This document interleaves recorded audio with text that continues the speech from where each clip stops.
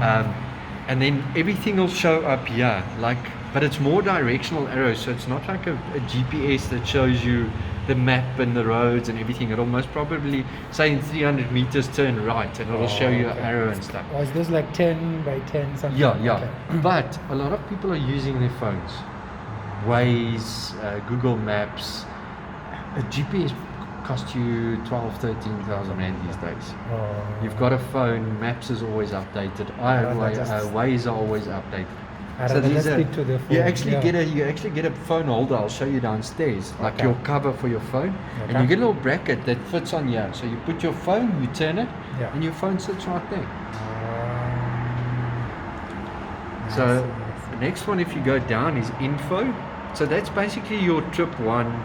You know, your trip, your average speed, your fuel consumption time, and fuel range. Trip 2, general info, tire pressure monitor sensors. So they don't pick up when the bike's standing still. So as soon as you start riding, then it starts picking up your tire pressure. Warnings again, low fuel. If I put the side stand out, it'll show the side stand. Service, it'll show you this next service. So first service is on 1,000 kilometers, and then every 15,000 kilometers.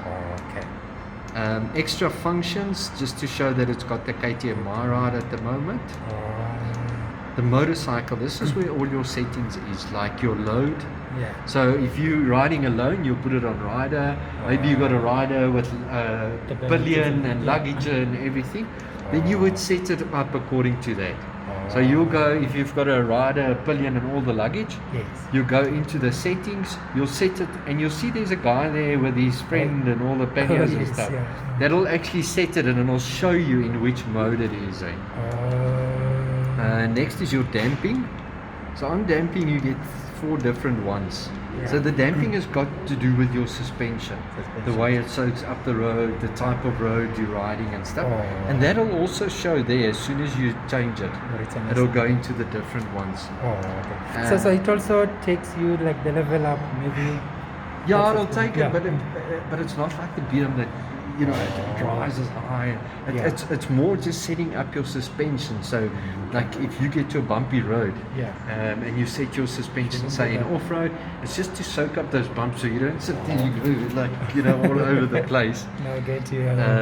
So that's your ride modes. So ride modes, this motorcycle's 160 horsepower.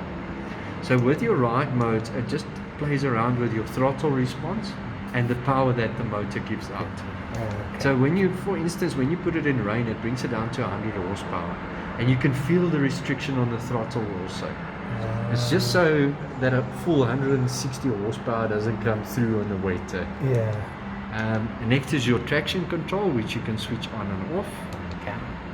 Your ABS, which you can switch off completely off-road. So in off-road mode, your front suspension's on, your ABS is on in the front, but in the rear it's off. So then you can start sliding around corners. I'm also not there.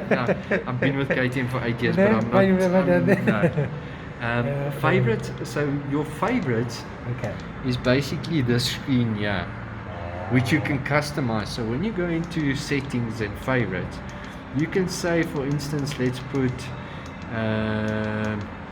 oil temperature, tire pressure front, tire pressure rear, and it would then show it to you on the main screen. So you can customize it according to... it's more like a shortcut for...